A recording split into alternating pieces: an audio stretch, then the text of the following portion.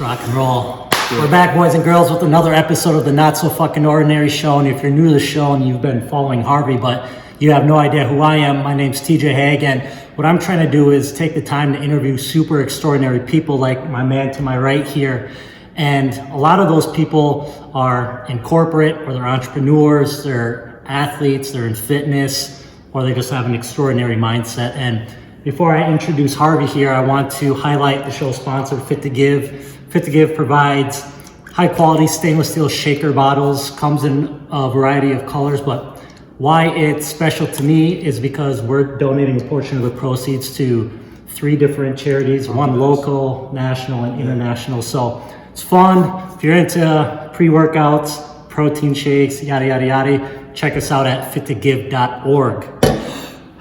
You take a breath, and you should probably give me some lessons on taking a breath, right? We'll dig into that. Harvey Martin, how you doing, my man? I'm doing good, man. Appreciate you being on the show. I appreciate you having me, for sure. It's been fun. It's been a long day for you. Early morning, and then you went to work, and here you are. Yeah, it's part of it, isn't it? It's just part of the whole thing, the whole bit, so it's all good. Well, I appreciate you being on the show. My first question for you right out of the bat is, when someone asks you, Harvey, what do you do for a living? How do you describe it? Yeah, so that's a great question, and I do get that a lot. Very simply, I'm a human performance coach, so I help. That just sounds great. Yeah, so I help primarily athletes. I'm trying to work a little bit deeper into that, but I've worked across all spectrums. So I work a lot in the NHL, a lot of Major League Baseball, and a little bit of the NFL. And then organizationally is primarily college baseball. So we've done every level of Division 1, 2, 3 in junior college. And then I've worked very sparingly with corporate America. Okay. So doing some of the sales piece, but a lot of it is trying to understand how to control and manage emotion and reactions. So how do you control and shift your state in the moment? And that's what I teach people how to do. Wow, dude, I'm super happy we've met. Yeah. This is fantastic. All right. Where do I want to go with this? There's a lot we can dissect. How'd you get into this? Great question there too. So I 2012, I came to Minnesota. So I'm originally from Michigan. Okay. And then I came to Minnesota State, and I took a sports psychology class in my master's program. Mm-hmm. And it was something that I was playing baseball at the time, wanted to play professionally. And I took this sports psych class, and I was like, this is awesome. Mm-hmm. Right. And it was a life psychological class, right? Like it just said sports. So, okay, goal setting, vision. Mm-hmm. I'm trying to play professionally. That makes sense. Yeah. I'll do that. And so I did. And when I got into it, it was all about like how your mind is attracted to certain things, how you put things in front of you, and that'll make you act a certain way. And it was just really intriguing to me. It wasn't necessarily that I knew I'd be doing this, but it was something that I thought was beneficial for my own baseball career. Sure. Then when I got out of that, I ended up signing with the Milwaukee Brewers in 2013, played with them for 3 years. And when I was in their system, they had sports psych coaches, and so they were teaching us psychological cueing and how to handle your emotions and those sort of things, and I loved it. So I was like, this is who I was asking questions to. I was almost more inclined to ask questions to the sports psych coaches than I was to the pitching coach. So it was a weird dynamic. And when I got into professional baseball, that was sort of when I knew I never thought of it as a career, but I knew that this was what I would do. And I always tell people, typically what you like doing outside of a job, whatever you're curious to ask questions about, is typically the avenue or the experience you should go down. Right. So I just asked a lot of questions. And when I was getting to the roots of it, a lot of it was breathing. So a lot of it was teaching us breath work, and I had a lot of questions, right? And not anything against Milwaukee, but I thought a lot of those questions weren't getting answered. And then fast forward, at the end of my career, I had a really bad spell with what they call the yips. Okay. So I had like an anxiety, if you will. Oh, interesting. And and it ran me out of the game. So then I got ran out of the game, and it started carrying over into my life. So I was getting sick. I would have like throat issues and whatnot. And then I had a flight anxiety. Okay. So I couldn't really fly. I'd get nervous to fly. Oh. And all these things, and then like speaking, things were making me nervous, and I didn't understand why. Just kind of like a snowball effect. It sounded like it wasn't something you had initially, and then all of a sudden it triggered. Yeah, it just happened. I think that's interesting. Yeah, it just happened, and it was. What do you think?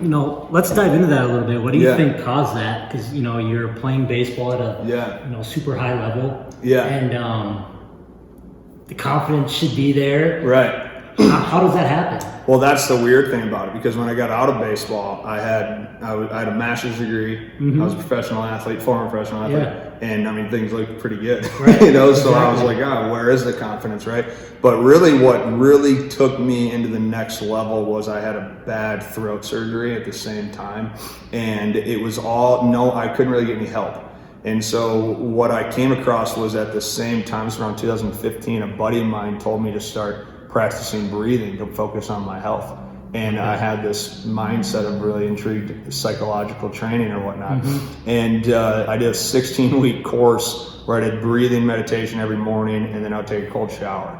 And then in the winter of 2015, I sat in Lake Minnetonka. That was like my challenge. Mm-hmm. So I did a 7-minute sit, and it was one of the most present moments I'd ever had. And it kind of took away everything that I would feel every day, and this anxiety thing just went away. In that moment. Because you had, now all of a sudden you go from, I guess, mental discomfort, right? Yeah.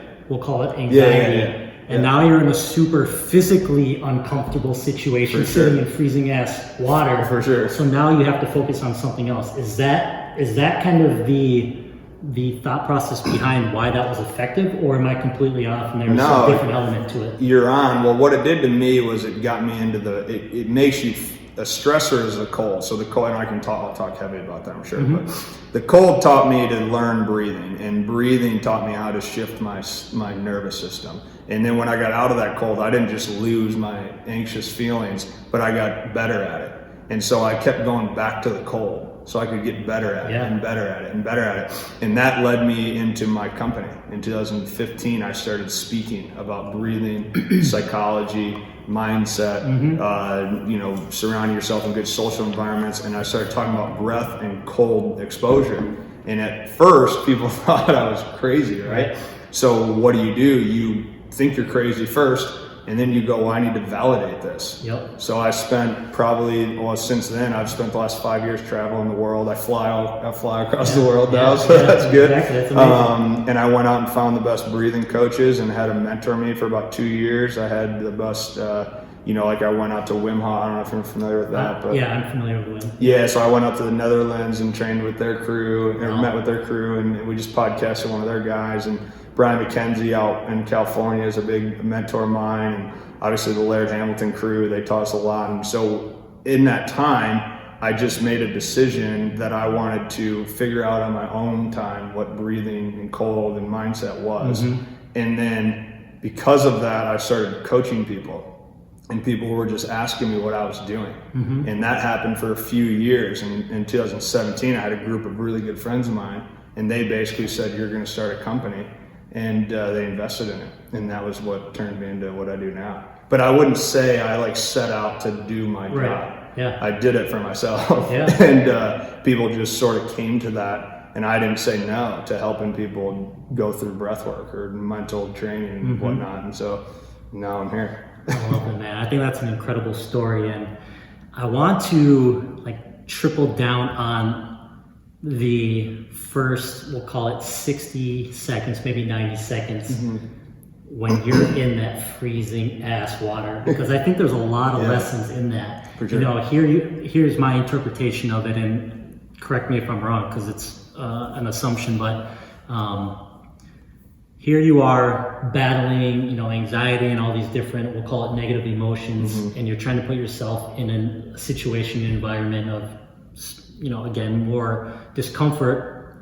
That first 30 seconds has to elevate all of those emotions, but then through breathing and doing whatever mental techniques you do, probably starts to wane, and then all of a sudden you're in this state of, it's a place of stillness. I mean, I think what you have to look at it is I take a cold shower every morning. I would tell anyone who listens to this to start. I'm a fan of that as well. Yeah, take a cold shower, right? I would tell everyone to do that. And so that's sort of how I started. The cold is just like a strength program, and people need to really understand that. I mean, the cold very simply is a stressor. It's a sympathetic driver of your nervous system. So it is going to stress you out. And that's where a thing where, this is why, like, wouldn't throw an athlete right in the cold right after a lift. Like, you're in a sympathetic state. I don't want to jump you back up and trigger that, right? Yeah. Now, if I need to alert my system, this is why people really like cold showers in the morning. Mm-hmm. But everything that the cold does reaches your brainstem and the reptilian part of your brain activity. So it forces the primal in you, is what we always say. Yeah. Right? So if you want to get to know you at its core, the evolutionary part of you as a human,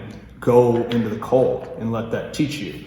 Now, the first 30 seconds, you're right, it sucks every time. I've never had a cold shower where right before I go, this is going to be cool. Like, I flip it and it sucks. It's been like that every day.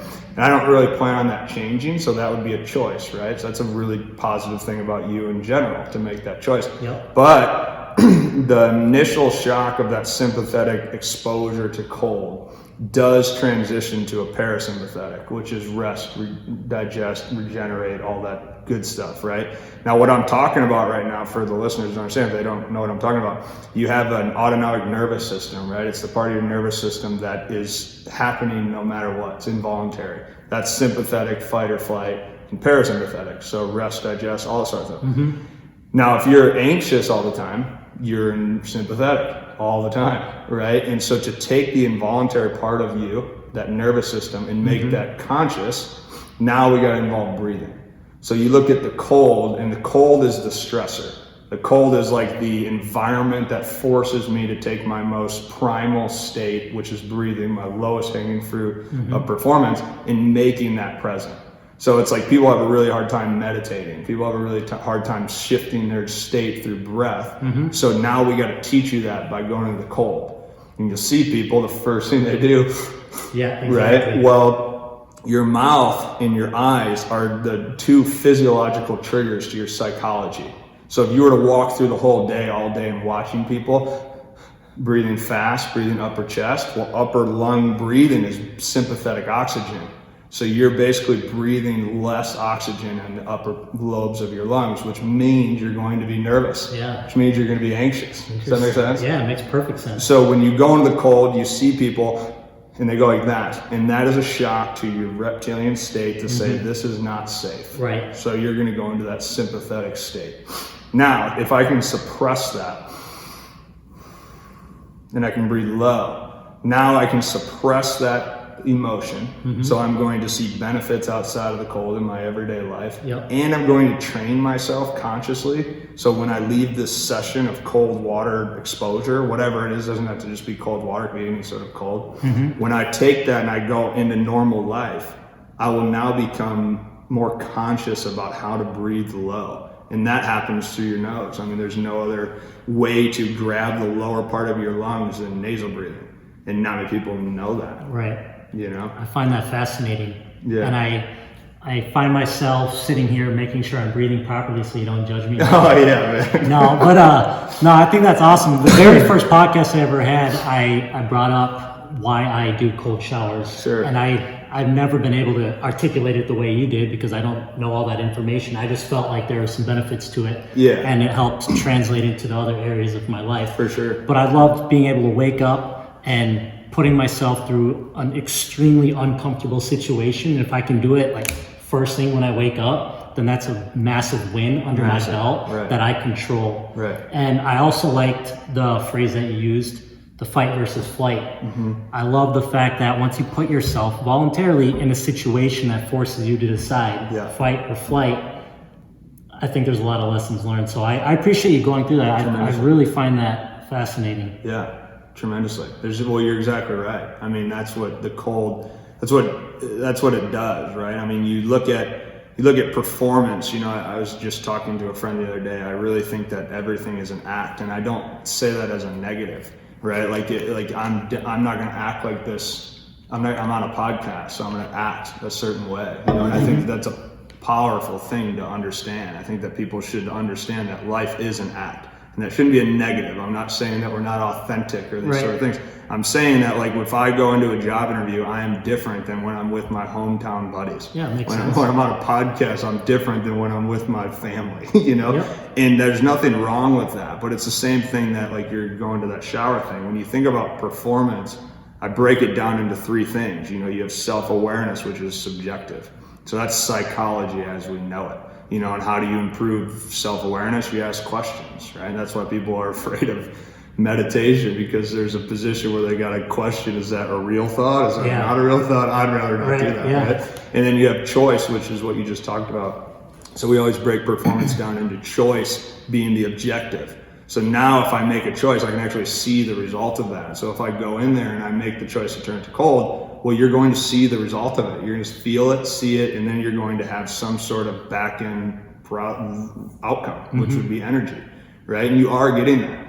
You know, like and the third one is energy, which is the feedback loop. Does that make sense? To your self-awareness. So your energy comes through senses, right? And so if I'm going to talk about cold and do that in the shower, oh, good.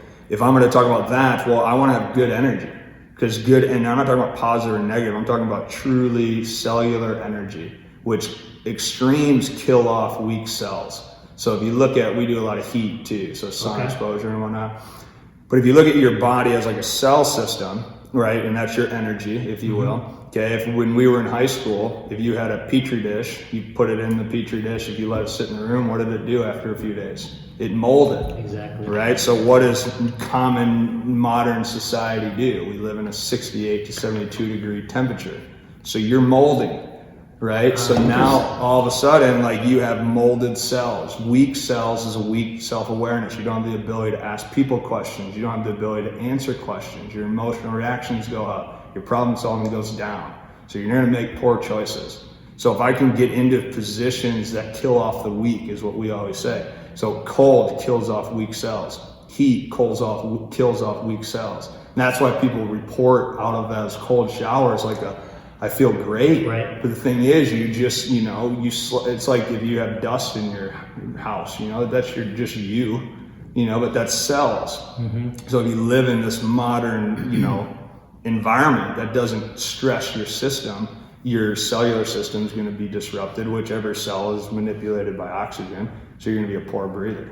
And that's why I would just say, if you never want to practice breathing, just take a cold shower. It'll literally change your life. So let's talk about the heat portion of this. Tell me about like the type of environments you put yourself in and put some of your clients in that simulate that extreme heat exposure.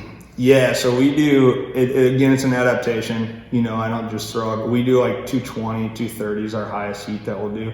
So I don't really know what a lifetime or LA would be. I think they're like 160, 170. Also, you go significantly higher. Significantly higher, yeah. And we try to make it as high as we do heat for three things. So you either do it for recovery, which is like a post lift or just a day without lifting. You do it for strength and conditioning, which would be a post lift type deal, right? I always tell everyone after a lift or cardio session, go right into the sauna, get right into the heat and keep that system going, right? Or you use it for mental strength. So the mental strength would be like a high heat day. So we'll go high heat, you go in, we will time it, we'll put a timer on it, and you have to hit that time. And so your job is to sit in a stressful situation. And how well can you breathe through your nose if you breathe through your nose for 10 minutes, okay, that's fine. Then we transition nose, mouth. Okay, we do that for 5 minutes, then we finish the last 5 minutes breathing through your mouth. And then if we can get that, you know, then over time you try to increase. Can I go 12 minutes through my nose? Does that make sense? Or can I go 20 minutes through my nose? Whatever it is. So now, and why I say adaptation is not everybody is adapted to that heat. Right, and that could burn you out, and that could stress you out, and that could affect 2 or 3 days down the road if we burn you out like that. So we typically try to start people who are new, either A, just decrease the time they're in there, so you don't have to don't go in there for 20 minutes and it's 220, go in there for 8 or 10. Or you just start at lower heat and you progress them up naturally. I mean, there's a lot of stuff. Dr. Rhonda Patrick has a lot of information about like 25 to 30 minutes at 174 to 180 is like a really high-end heat shock protein. You get a lot of your norepinephrine, which is basically your adrenaline gland, your focus, concentration, all that stuff. That activates. There's a lot of good stuff at that heat at that time.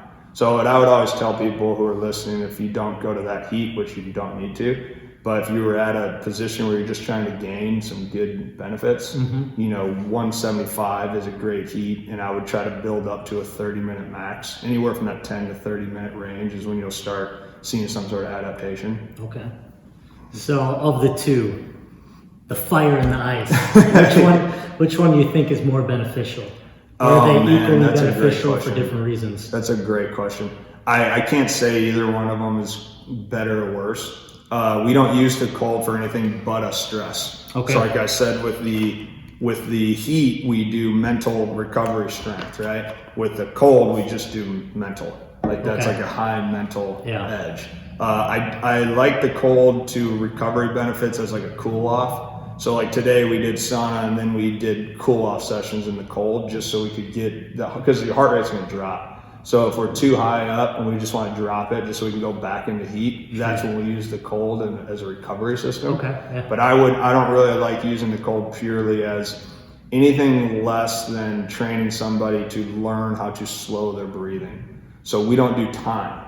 I mean, we do time sometimes if someone's new to it, but I try to get everyone away from time always. After a few months, if we're still using clocks, then like we don't have as much feel as we need. So I try to get you out of that time frame, and I try to give you just reps of your breathing. So if you can do nasal breathing, that's what we want to get you to, breathing in and out through the nose as slow as you possibly can with some sort of a pause, either after the inhale or after the exhale, and then we want to lengthen that. So if you can do 10 total breaths, that's where we're going to keep you at. And if you take 45 seconds, then 45 seconds, get out. You got to 10, get out. Now in 3 months, whatever, you're at 5 minutes of 10 breaths. Now we're slowing respiratory rate. And that has an incredible back end amount of benefits for your psychological state. I believe it. Yeah. So to use the cold to increase that would be the goal of what we use the cold for. Okay. We're going to circle back to that piece and dive into the mental aspect. I know we started to touch on it quite a bit, but I don't want to forget to ask you, for sure, what does your daily routine look like? How do you implement some of these techniques and strategies to maximize your day? Your health? Well, I really like randomness, and I don't say randomness in the sense of I'm all over the place. Yeah, it's controlled, right? Yeah, I just believe in intuition. So, I have a hard time with this with athletes that I first start coaching. I think over the long haul, the athletes who stay, and most of them do, I think most of them do, they kind of buy into this. And so what I mean by that is, like, intuitively, I try to be as highly in tune with the pace and the sound and the rate of my breathing, and then I make my day off of that. Okay, so right when you wake up, you start going through a breathing exercise. Yeah. So right when I wake up, I sleep with my mouth taped, first of all. So, really? Yeah, so just to... Tell me why. So I had that throat surgery. Yeah. And I would wake up every night with a dry mouth. And people need to understand, saliva very simply goes back to those nervous systems. Saliva in your mouth is parasympathetic, where dry is sympathetic. So, and if I'm breathing like this all night, that triggers my reptilian, my primal brain to think fight or flight. So people think they sleep for 8 hours. If you have a dry mouth, you close your eyes for 8 hours. You know, so I mean, I'd ask a doctor first, but that's why I have to say that one.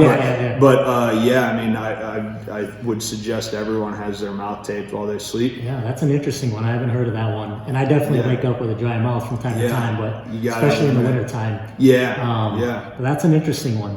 Aren't you afraid someone might break in and you won't be able to scream? No. I guess I've never thought about that. No, so I do that. I get up in the morning, I turn on no lights in the morning. I'm usually up around 6:45, 7. I don't like to do anything until 9. So I usually get up, no lights. I typically try to not get out of bed. I'm pretty jacked up to kind of get my day going. So for me, I'm like a sympathetic prone human. So if I have too much coffee or too many uppers, or I go right away, like I won't be able to be on my A game. I won't be able to act the way I want to act. I'm more like that. Yeah. Like when I wake up, it's like, I'm gone.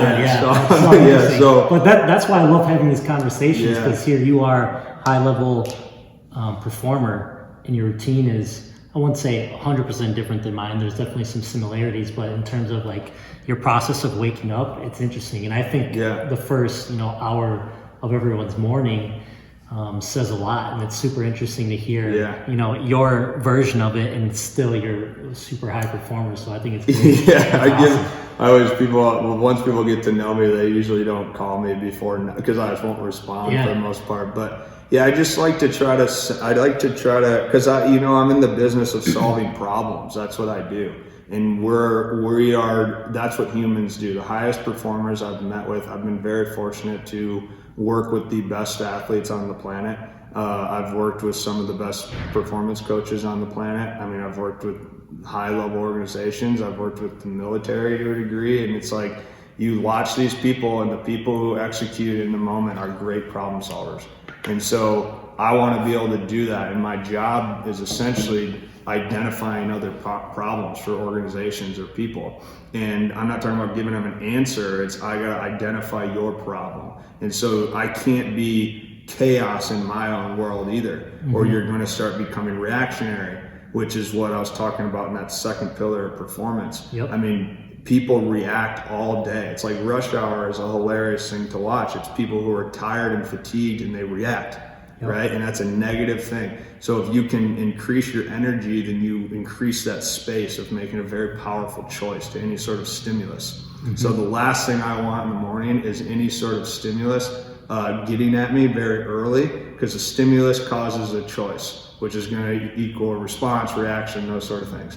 And so, and when you're saying stimulus, just to clarify, because I talk about this quite a bit, the waking up whenever you want to wake up, but being able to control your day and being proactive as opposed to reactive. I heard you use that word, so I wanted to focus in on that. But when you say stimulus, are you referring to the reaction of the alarm clock, the reaction of the text messages on your phone when you wake up, the reaction of, oh my God, I have a thing on my calendar, I got to get to work ASAP. Oh my God, there's traffic, I got to take a detour. Is that what you mean by 100%. Different? Okay, I just want to make sure.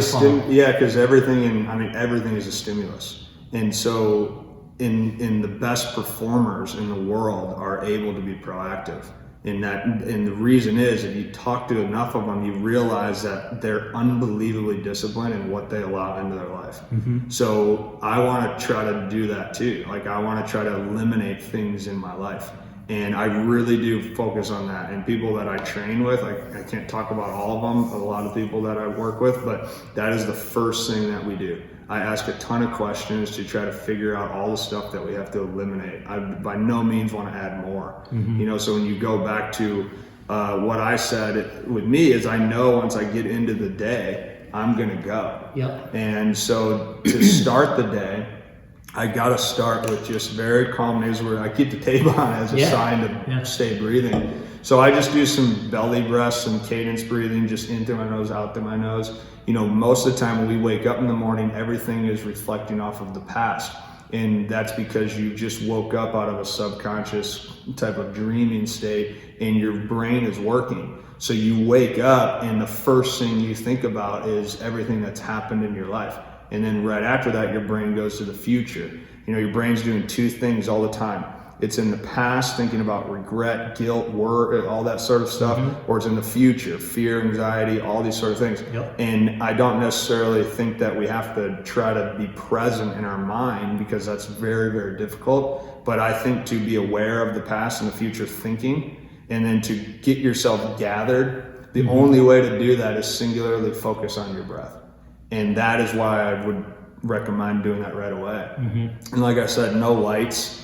I try to avoid all lights. Once I get done with that, I try to have a liter of water. I don't really measure it or anything, but I try to have a bunch of water. I do the lemon water with the Himalayan sea salt. Yeah, a little cocktail. I do that too. I do that. Right. And then we have, I love making coffee, like making a coffee. Interesting. Yeah, so we have our own beans. I crush the beans. I do the whole bit. Usually it takes me a while, and then we have a nice little coffee maker, my buddy and I usually look at, we kind of have our lake spot, so I'll watch the sunrise while the coffee's brewing. And then once I have the coffee, I typically like to read for about an hour or two without anyone talking to me. And so after I read, I know that my brain has come into it in a position where I can understand things.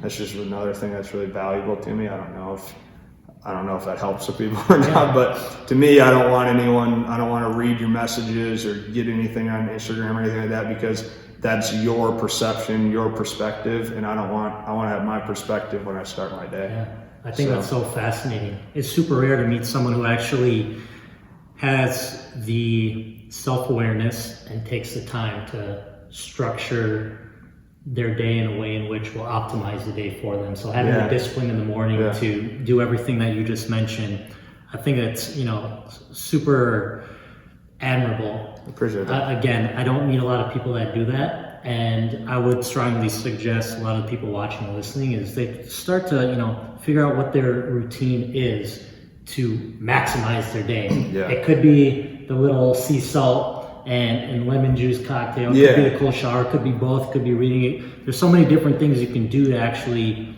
help maximize the day from a productivity standpoint, from a happiness standpoint, from all the different variables.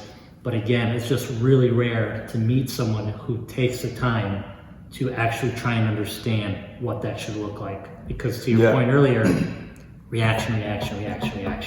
Yeah, well, that's going to happen too. Like I don't go through my day like I know something's going to happen, and so you try to prepare for that and have as much energy as you can and be as much of a homeostasis state as you possibly can. Because look, like social media, all that stuff, like I'm on it all the time. After I've had that, and I there's days where I miss, obviously, but I could tell people this as a coach or as a trainer or a leader. I'd like to consider myself a leader. When I put in that position, what I've learned is that you never get to decide when it's time to lead. Like I can go out into the day, and anyone that I train could have a bad day, and they're bringing that to me. So whether I wanted it or not, like it's my time to lead. Like you don't get to decide. You don't get to work with high school kids and go, oh, that's a really bad situation. Give me a week to think about it. Exactly. You got to answer now. So leaders have to lead now, and you don't get to decide when that's ready. So you have to decide how to get yourself ready, and and like you're saying, that has to happen at some point in the day. And after that, randomness takes over, and that's answering phone calls. Maybe there's days where something happens and you got to do it, or you don't want to do it or whatever. Things are going to, and that would be the stimulus. Okay. I think that's super insightful. There's a lot of dots that have been connected just through our conversation so far. But one thing that I want to highlight, and I think you'll have a lot of input on this, is I'm trying to think how I want to articulate this. I think there's a lot to be said about an individual who puts themselves in those extreme environments of discomfort and pain. And the way I look at it is, even if it's subjective. So a cold shower might not sound like much to some people. Making cold calls might not be a big deal for someone. Right. Giving a speech might not be a big deal. But for a lot of people, those are very uncomfortable, painful situations. And so the way I look at it is being able to make the decision to purposefully put yourself in a cold shower, to purposely put yourself in a situation where you have to do 50 cold calls that's super uncomfortable. For sure. To go for a run at 4 a.m. when it's pissing rain, to go under a bar of weight that is uncomfortable for you, to ask that girl out, whatever it is, being in a state of discomfort is going to, there's a multiplier to it. And so where I'm going at with this is, I think as an individual goes through extreme levels of pain, what they're doing is preparing themselves for that unexpected call. Going through something painful every day that you control, in my belief, prepares you for that call that is super painful, that you were not expecting. So I put myself in these different situations, a lot of them I just mentioned, because I know that there's a very strong likelihood that someday I'm gonna wake up and I'm gonna get a call that my uncle has cancer, or my parents were in a car accident, or, divorce. There's so many different levels of adversity that are going to inevitably pop up. The question is, are you mentally prepared and physically prepared for it? For sure. And in my opinion, the only way to prepare for it to the best of your ability is to put yourself in these situations of discomfort. Yeah. And that might sound very like meta and super out of this world, but I truly believe putting yourself in a cold ass lake, there is correlation to your ability to handle that extreme level of stress, those emotions, that pain, and you do it over time. Now you start to callous yourself. Now you start to build up an immunity to this extreme pain. And then again, you get that phone call. And I'm not saying that that phone call is going to be easy by any means, but without any level of training, that phone call that you get that, you know, someone has cancer or someone's passed away, you are now somewhat familiar with what that pain feels like. And so I think you can handle it a little better. And that's just how I look at it. And No, that's it's a great way. Yeah, it's a great, I really like how you use the word callous there, right? Like just like you know, on your hands, like on your heart, on your mind, all that stuff. Like that's happening at all times. You know, you're right. You know, I think a lot of times is what I'm listening to you talk, and then as I'm thinking through that, I think a lot of times we chase this, we fall into a trap of chasing happiness, right? And you know, there's two different things here. Happiness is a human emotion, right? Just like anger, sadness, jealousy, all these sort of things, these are emotions, right? And I've always tried to say to people, at what point has anyone told you to make a choice off emotion? Right? And so now it's not necessarily making that choice, it's about controlling them and enjoying them when you have those. So life, you come towards things and things make you happy, and that's a beautiful thing. But to convince yourself that that's like the essence of being a human, I would have a hard time agreeing with that, because I think what we're talking about here is, you know, it's Jordan Peterson, who's one of my favorite speakers, talks about how it's a moral obligation to do what is meaningful in your life. And that's a moral obligation, which is entirely different than happiness. And I think what we're talking about is, it's a moral obligation for you to make choices that optimize your life. The way that you breathe, the way that you eat, the way that you move, and the way that you sleep. That is nature's law, essentially. And that right there sets you up to be in a good position to now go out and be a human. So being a human is now take that, execute that, non-negotiable. Right? And that's like a non-negotiable. Cold is a part of nature. We leave nature, your body and biology and evolutionary part of you did not. So we didn't get to make that choice. Did we get to make air conditioning and heat? Absolutely. But we've been on the planet for thousands of years. So that's rather new to us humans. I can go into the depths of that. But going back to the moral obligation of being a person is now once I get the nature's truth, right? And that's what sets us up. You know, now I can make social environments. Now I can put myself around people who energize me. Now I can be a human that creates positions for emotional responses, right? And if I do that, that's where you hear things like fulfillment, joy, you know, these deep-rooted things that make us have meaningful lives. And that's what I think sometimes we could miss out on is you have to look at yourself and go, what am I obligated to chase? You know, I think kind of going on a rabbit hole here, but keep going. It's like I speak at a lot of colleges, and I hear people say to do what you're passionate about. And I've also never understood that, because I've always thought of it as, well, how can I know what I'm passionate about if I don't have an experience, right? So it's like, well, experiencing life gives you the opportunity to go, no, I don't like that. I don't like that. I do like that. Okay, I like that enough to be curious enough about that to ask questions. Right. So now I'm going to try to figure that out. And if you look at people who do remarkable things, they're very passionate, yes, but there's so much deep-rooted meaning in there to try to figure it out and then share it, that they just go through all the junk. Right. They go through all the bad things, all the struggle, adversity, all these sort of things that you're going to have to do. And the only way to sustain that is to have some sort of meaning. And that's where, you know, I would ask people very deeply, like, what are you willing to struggle for? You know, what seems worth sharing? You know, what is your service to the world? And the only way to optimize those things is you have to make sure that nature's law is accounted for.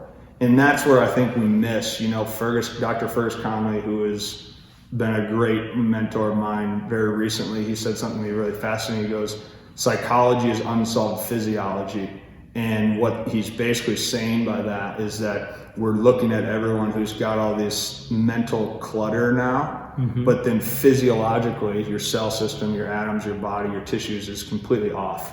And that's where we're talking about. That's why I believe that discomfort through temperature change is important. Like it is, you should find, you don't have to do it the way we do it, but you should invite yourself to some sort of discomfort.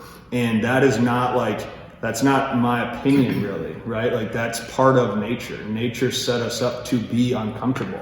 You know, if you, going back to the Neanderthal days or the evolutionary days, the primal in us, if you lived in comfort, you died, very simply put. If you couldn't get up and breathe the right way and appropriately move through life and be able to chase a herd of buffalo, like you were going to die, right? And if you didn't eat, you were going to die. And this is why everything's set up. So this is why you have triggers. This is why you go, oh, I need to eat now. Well, the thing is, we were walking up here and there was an Uber Eat, you know, so not that person's not, you know, in shape or whatnot, but that person sat wherever they were and they ordered that food to come right to their door. That is very new to our biology.